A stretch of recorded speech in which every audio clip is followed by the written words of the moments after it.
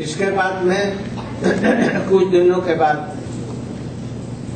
देवता लोग महाराज दशरथ के पास में आए और बोले ये देवासुर संग्राम चल रहा है, देवता और असुर लोग लड़ रहे हैं, आप हमारे पक्ष से सेनापति होकर के आप हमारी रक्षा करें।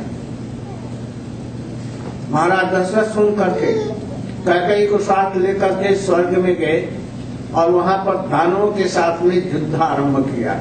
और उस समय में युद्ध के अंतिम समय में उनके रथ का की धुरी टूट गई। कैकेयी झट रथ से कूदकर और उसकी धुरी को पकड़ करके उठा दिया और महाराज दशरथ उस युद्ध में विजयी हुए।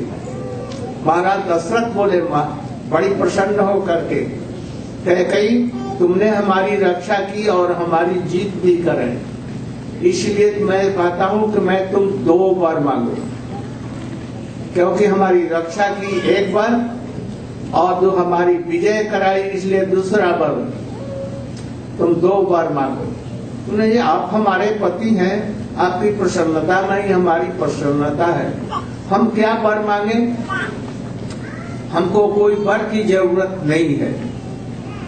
महाराज फिर भी तुम कुछ मांगो, तुमने अच्छा भविष्य के लिए मैं रखता हूं, जब इच्छा होगी आपसे 2 वर ले लेंगे, याद रखेंगे। वहां से देवासुर संग्राम खत्म हो जाने के बाद में अयोध्या में लौट आए। जब अयोध्या में लौट आए तो रामचंद्र जी जनकपुर में गए थे। उनकी शादी होने के पहले रामचंद्र जी एक बार कैकेयी के पास में गए, माता कैकेयी के पास में।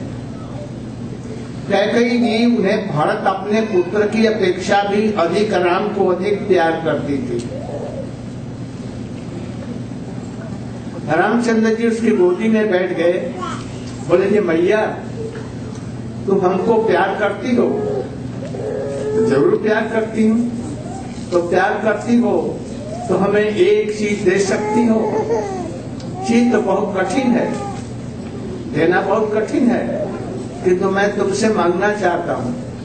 बोले हमारा प्राण भी तुम चाहो तो हम दे सकती हैं, और की तो बात क्या, तुम कुछ भी मांग लो। रामचंद्र जी ने कहा मैया मैं ये चाहता हूँ, महाराज दशरथ जब हमको राज्य देने लगे तो तुम बाधा देना, और बाधा दे करके मेरे लिए 14 वर्ष का वनवास और भरत के लिए राज्य गद्दी ये मांग लेना। तो सुन करके वो डर गई, जी ये तो मुझे विष पीना है। राम तुम क्या हमें विष पिलाना चाहते हो? भैया इसीलिए पहले मैंने कहा था राज कठिन है, वो देना संभव है, फिर भी यदि तुम दो तो अच्छा है।